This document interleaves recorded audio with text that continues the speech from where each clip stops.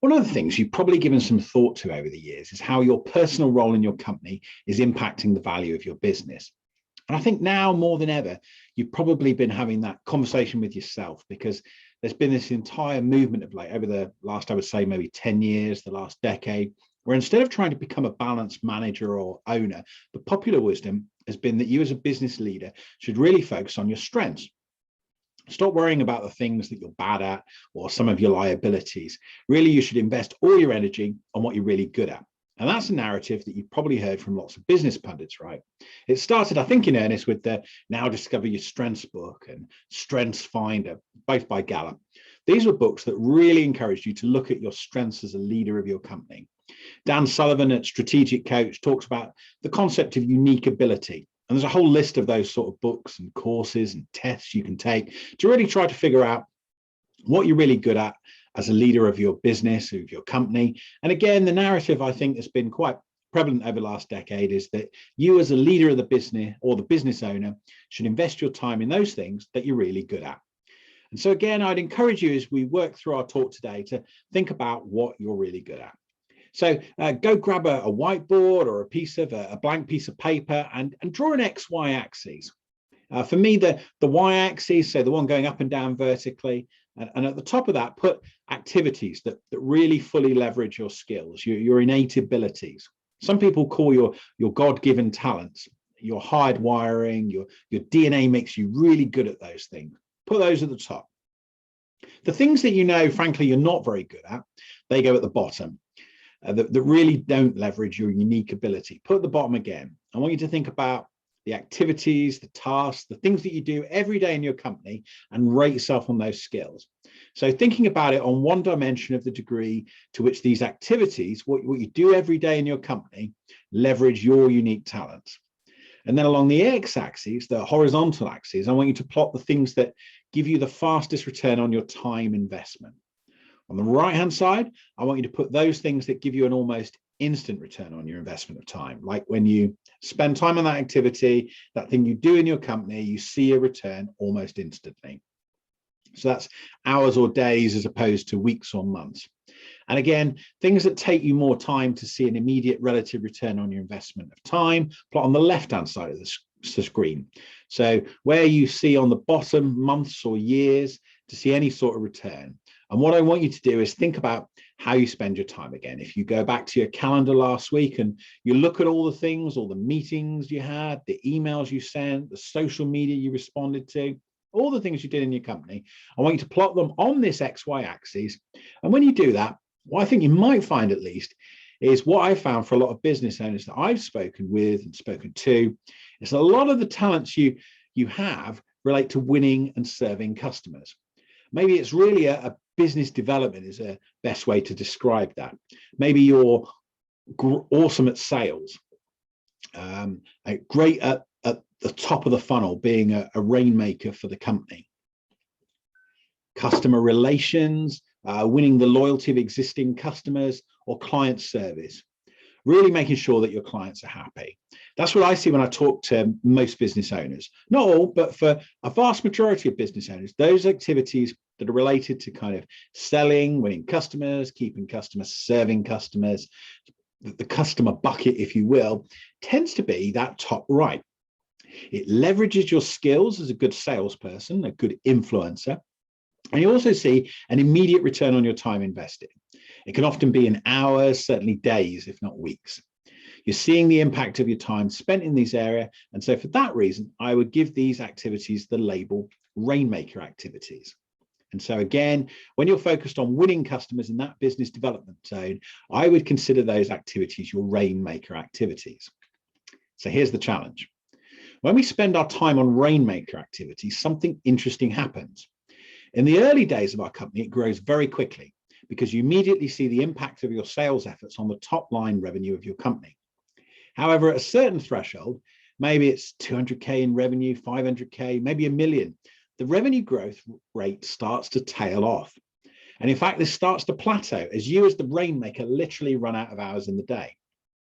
There's only so much time we have, and when we run out of these hours, then how much leverage you have in your company, it will generally reach a plateau. It also reaches a plateau in value. not only the size of your business gets hamstrung, but so does the value of your company. And I can say that with a high degree of confidence because, again, we look at it through the data in the value builder system that we use. Let me take you through some of that data, just to give you an orientation of where we are. In this chart that you're looking at on your screen, you can see along the bottom the numbers 76 to 100, 51 to 75, 26 to 50. One of the questions we ask on the value builder questionnaire to business owners is, what percentage of your company's revenue is undertaken personally by you or your fellow equity holders? In other words, what percentage of your revenue do you generate personally as the founder and CEO of your company? You'll also see that if that is 75, 76 to 100%, in other words, 3/4 or more of your revenue you're personally generating, just 8% of those business owners have received an offer in the last 12 months. We would refer to you as a rainmaker if more than 3/4 of your company revenue is coming from your personal effort. You cast your eye all the way over to the far right side of the bar chart, and there you see that CEOs and founders of companies who have owners who do not do all the selling in the business, or the vast majority, who generate none of their annual revenue for their company. In other words, they've outsourced it, they've got salespeople, they train salesmen, etc. They're almost twice as likely to have received a written offer in the last 12 months. Think about that they're almost double as likely to get a written offer. And we could say that through the data. Those who are generating most of their revenue for their company are less than half as likely to get an offer. Now, the second question you might be asking, what are the values of these offers? And again, we ask a question very germane to this conversation. What multiple of pre-tax profit that offer you got represented in your company? And we refer to premium offers as those offers that equate to at least 6 times your pre-tax profit. If you got an offer that was more than 6 times your pre-tax profit, we would refer to that as getting a premium offer. You can see here the folks who are the rainmakers. These people who are generating most of their annual revenue for their company are less than half as likely to get a premium offer compared to those for whom they do none of the selling in the company. They are almost twice as likely to get a premium offer. Again, so we can say with a high degree of certainty that being in the rainmaker in your company probably serves you well in the first few years of your business, gets you out of the gate, but quite quickly, and again, it might happen in a few 100,000 in revenue, maybe 1 million or 2 in sales, you reach a plateau in both sales growth, but also more importantly for our conversation, in the value of your company. And we can see that in the data. And that's why I think there's another type of business leader. And it's really the leader that I'm encouraging you to consider evolving into. And that's what we refer to as an architect. You're still investing your time and skills and activities that leverage your unique skills. So you're still top of the 4-box quadrant. The only difference is you're moving from right to left. Instead of personally doing the selling, you're now using what you know about influencing people to design marketing funnels, taking everything you know about human behavior and how you can sell a customer, which you probably do very well, into building a marketing funnel that automates the sales process. Taking what you do naturally, perhaps even unconsciously, and trying to think about and codifying your sales process so that you can train other people to be the rainmakers in your company. You probably sell unconsciously. My guess is you've heard this term of unconscious competence, which means you're good at something. We hear this a lot with great athletes. They're not always the best coaches. Why? Because they do things that they don't know they do. They're incredible football players. They're amazing downhill ski racers. And it's not because they know what they're doing. They become intuitively good at it. And it makes them less good coaches. Similarly, what you've got to do is figure out what you do when you're not thinking about it. In other words, your unconscious competence. You need to make it conscious and define the sales process you use in your company. You've got to build out your brand in much the same way your personal brand. It makes you a great influencer. We've got to translate that from a personal brand into a company brand. And all those activities are what I refer to as architect activities. And so what I just encourage you to think how it's staying in that top of that 4-box quadrant, leveraging your unique skill set, but instead of looking for the instant gratification of making a sale, winning a new customer, investing those same skills in architecting your company so that you can design marketing funnels and sales processes that work while you sleep, effectively while other people are doing the heavy lifting. And again, what I think you'll find is that after an early slump in your sales, where you actually, behind people who are investing in their own personal salesmanship or salespersonship, if that's even a word, you're going to quickly eclipse those companies because both your sales as well as the value of your company is going to go up at a much higher rate. So how do I know that? Well, let's just look at the data. Don't trust me, trust the 50,000 people or so that have completed the Value Builder questionnaire to this day. That happens to be a subset of about 23,000 from one of the questions we ask on the Value Builder questionnaire. Which of the following best describes your personal relationship with your customers? This is a question we use as a proxy for whether you are an architect or a rainmaker. Which of the following best describes your personal relationship with your customer? On the far left, you can see the worst case scenario. I know each of my customers by first name. You can see just 9% of those founders have received a written offer to buy their business. On the far right, you're going to see the architects. Those are the people who say, you know what, I actually don't know any of my customers personally. I got salespeople that are doing the selling. You can see that those owners are about 50% more likely to have received a written offer. Again, the data doesn't lie. Being an architect makes you much more likely to receive a written offer to buy your business. It also makes you much more likely to attract the premium offer. Again, we refer to or define a premium offer as someone who receives an offer of more than 6 times the value or 6 times their pre-tax profit. And you can see those rainmakers who know each of their customers by first name are less than half as likely to attract the premium offer. Architects, by contrast, are more than twice as likely to get a premium 6+ multiple of their pre-tax profit. Because they don't know their customers personally, they've invested those same skills that they have in influencing and impacting customer relationships, but they've done it by designing sales processes, building out their sales funnel, focusing again in that top left quadrant, still leveraging their skills as a rainmaker, but doing so where the impact is less instantaneous. The impact takes months or years to see because designing a marketing funnel takes weeks to design, takes months to deliver. Training salespeople can take years, but those investments bear fruit over time. And it's the time you spend in the architect quadrant that I think will ultimately drive the value of your company. Now, you're probably sitting there saying, maybe there's someone saying, yeah, but I like selling, right? It's what I like to do. I do it and it brings me tremendous satisfaction to win a new customer or to, solve a really tricky question for a key client. You may be asking yourself that. I want you, if you feel this Rainmakers Dilemma concept applies to you at all, I want you to prioritize your top left quadrant. These are the activities, again, to give you leverage on your skills, but are going to take longer for you to see an impact. Anything that doesn't really leverage your unique talents, it's time to delegate those things, right?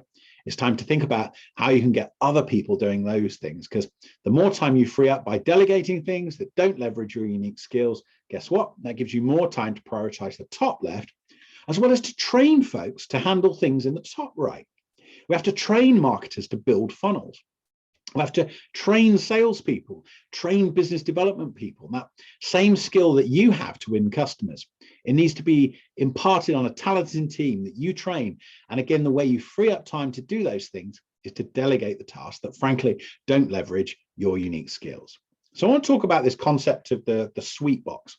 It's okay to continue to do some business development, just like it's okay for occasionally for you to eat some sweets or chocolate bar. It's not going to kill you. However, it will kill you if all you eat is chocolate bars and sweets. Eventually that catches up on you.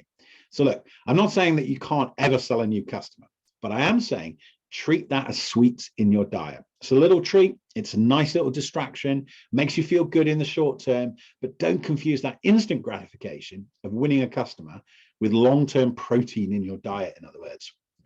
Building a valuable company, just have a little pick and mix. That's all it is. So if I said, we're just going to build a car, we know that cars are built generally not all at once, but they're built by assembling a set of steps, right?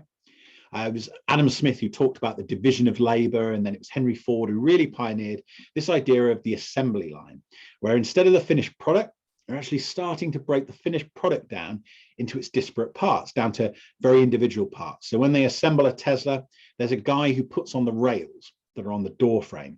There's another person that installs the door frames. It's another guy who puts on the mud flaps. I mean, every task is broken down into its separate task. And I think that's what we need to get business owners to think about. So I want to share with you 9 strategies, 9 ways to make this transition from rainmaking to being an architect again. I'm using these labels as if they're binary, as if you're either an architect or a rainmaker. And of course, we're all a little bit of shades of grey. We're all a little bit rainmaker, a little bit architect.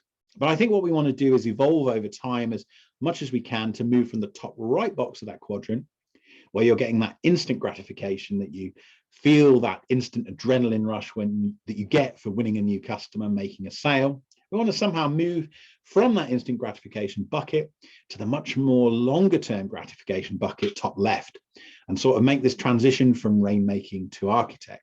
So I wanted to share with you some kind of strategies we've seen work from business owners we've worked with, along with my own personal experience, having made some of these transitions as well. Let's move into 9 strategies for moving to an architect. So I've already touched on this, but effectively a marketing funnel is what you want to do to make sure that your marketing energy is running while you sleep. So effectively what you're looking for is an automated funnel where there's some sort of lead generation activity, perhaps on your website with a lead magnet of some sort that triggers a sequence of warming emails or a series or sequence of warming activities that are happening while you sleep. That marketing funnel, whether you automate through HubSpot, lead pages, or whatever technology you use, lots of different options out there. But what you're really looking to do is make that happen behind the scenes and investing the same time that you would invest in selling a customer. Look, you've got the skills, you understand how customers think, you know why they buy, you know what their questions are, you know what their objections are likely to be. That is precious material, but can inform your marketing funnel. So use what you've learned through selling and marketing your product and service to designing sales and marketing funnels that both attract new customers and also overcome their common objections. Now, we talked about this one as well, but documenting your sales process is going to be an important step from moving, again, rainmaker to architect. And here again, this concept of unconscious competence is really important to think through. What we as coaches do is find what you do in a sales process that you maybe even don't know that you do. Really hold up a mirror to you and help you understand what it is that you do that is so unique that makes you such a great salesperson. Frankly, you've learned it somewhere, probably through experience, maybe through training. You've learned how to be a great salesperson. It's possible to train other people how to do it. You just have to try to codify what you're doing unconsciously into a sales system that other people can follow. And we can help you do that by holding up a mirror, drawing that information out of you. If you read the book Built to Sell by John Morello, who founded Value Builder System, you'll know that there was a mentor character in that book. Ted Gordon was his name. And you also remember there was a snake guy named Alex Stapleton. And Alex had a logo design company, but it was really through Ted's coaching that Alex learned he had a knack for developing logos. He didn't even know he had that knack. It was only until Ted, his coach, really started to see that. And again, I think a coach can really play a big role for you in helping you to understand what you're doing unconsciously so that you can train other people to do that consciously. So here's another controversial point, or at least one of the most controversial kind of pieces of advice that I would share, because in my experience, the best salespeople are the ones that have had experience selling products. Yet most people hire salespeople who've had experience selling services. It's a key point when you hire people who've had the luxury of selling services. They're going to be in the habit of customizing those services for each customer who wants a unique solution. They use consultative selling techniques. Maybe they learn them the Xerox selling method, or all those sort of questioning styles, spin selling. These are all different ways to basically ask the customer their problem and then design a customized solution for that customer. And that's great if you want to build a small professional services practice. But if your goal is to build a larger sales organization that doesn't depend on you personally doing the selling, you need people who've had the challenge of selling products. Why? Because when you're selling a product, you don't have the luxury of redesigning the product for each customer. In fact, what you have to do is say, this is the product. It's oftentimes a tangible thing. They don't have the luxury of tailoring it. So they have to do the mental gymnastics associated with tailoring what you say about the product to make it solve the customer pain point. You don't have the luxury when you're selling a product to change the underlying product. You have to effectively position the product so that it solves the customer's problem. And that's a different skill set. And that's why I would think about hiring salespeople who sold products as opposed to those that have had the luxury of selling services. Strategy number 4 is very closely linked to strategy number 3. It's effectively to limit complexity, and the complexity comes from lots of different sources. Oftentimes, complexity comes from selling too many things. For each of the things you offer, it requires a salesperson to learn a sales talk track. You can probably do it again in your sleep because you've got 20, 30, 40 years of industry experience. You've got all kinds of credibility in your history. You probably know lots of different products, how they work, lots of different solutions. And so you can move from Rainmaker to architect by training new, less experienced people how to do some of the selling. They need reps. Like any athlete, they just need to do it over and over again before they master. The fastest way to master something is reps. And the faster way you get the reps is you limit complexity. Reduce the number of products and services you offer. This will give them more reps, makes them faster. So in a similar vein, customizations, and this is really different than complexity, but it can also add to complexity. Customization is where you offer to change the flavor for every customer you meet. You offer to change the color. Henry Ford was famous for saying you can have your Model T in any color as long as it's black. Why? Well, he knew that he wanted to master scale, right? He wanted to pump out cars in a factory setting. And therefore, every time he changed something about the car, added a different color, for example, it added exponentially to the complexity of the factory assembly line, as opposed to linearly. Again, complexity drives up the difficulty that you are making for your salespeople to follow. It just makes it much more difficult for your salespeople to learn. So complexity is an enemy. So is customization. So we want to look for products and services to sell that don't require a lot of customization. Sixth strategy of moving from Rainmaker to an architect is to set your salespeople up as experts. Nobody likes being sold to. Equally, nobody likes necessarily having a conversation with a lowly salesperson. I say lowly within air quotes because I consider myself one, and I don't want to say or speak pejoratively about the profession of selling, but it does have a bad reputation. Therefore, think about the way you set your salespeople up as experts. I think it's important in the way you talk to customers about introducing or bringing in a salesperson to the conversation. Hey, I'd like to bring in Cindy, who's a real expert at this product, into our next conversation. Suddenly, what you've done as a business leader is set Cindy up as an expert. Cindy, your salesperson, is the guru that's going to come to the next meeting. Think about how you set your salespeople up. Do you denigrate them or talk down about them, saying, yeah, I'll get you a sales rep to talk to them about the product or service, in which case you may get an eye roll from the prospect? Or do you refer to them as product experts, a specialist or guru? These words mean something to your customers, and I think setting them up as experts can go a long way to making the transition from you doing the selling to them doing the selling more smooth. In much the same way, I never want to see you talking to a customer without a salesperson with you at the time. What undermines your salespeople faster than anything is you having an offline conversation with the customer. Is you promising something to a customer. Sell your customer something and then ultimately having to transition that relationship off to somebody else is virtually impossible. It's setting your sales rep up, your account manager, your customer success person up for failure. Never meet with a customer without having somebody from your sales and marketing organization with you, so that you can naturally transition that relationship over time to them. So with all 7 of those strategies, limiting complexity, customization, etc., you're going to accelerate the speed with which your salespeople get fluent in your products and services. However, here's the bad news. They're never going to get as good as you are at selling your products and service. Never going to. You're always going to be the name on the door, maybe, as the person who started the company, the person who knows your product or service better than anybody in your company. They're never going to match you. So stop trying to make them match or being disappointed when they don't. They're never going to match. What you can do, however, is give them some tools, some tricks or training, and also some resources that are going to get them closer to your mark. And one of the things you can give them is customer testimonials. Customers effectively talking about your product and service in a favorable light helps your salespeople sell. Is it a crutch for your salespeople to rely on customer testimonials? You bet it is.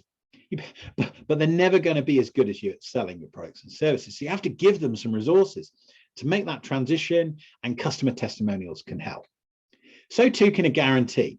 Again, the carrot is a guarantee is a carrot that your product service will work, and then if it doesn't work, there's some money back. offer some credit given to your customers. Absolutely, that's a crutch again for your salespeople. Are they going to rely on it too heavily? Maybe, but you have to somehow give them tools, resources, so that they could start doing this successfully. They can be selling almost as well as you can, and customer testimonials and guarantees can be a huge help to get your customers up, to get your salespeople up to some level close to where you are today.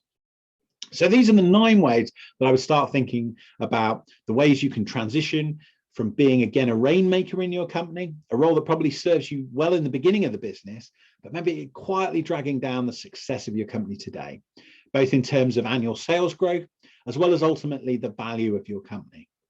Thinking about designing sales and marketing funnels while you sleep, documenting your sales process, hiring salespeople that have experience selling things, not services, limiting complexity and customization. Those are both killers in terms of training time. Setting your salespeople up as experts, never attending a meeting personally without having a salesperson along for the ride, and then giving your salespeople tools, namely testimonials and guarantees, to help them basically lean on crutches, enabling them to get up to speed faster and to get some level of success that you've enjoyed as the rainmaker for your company today.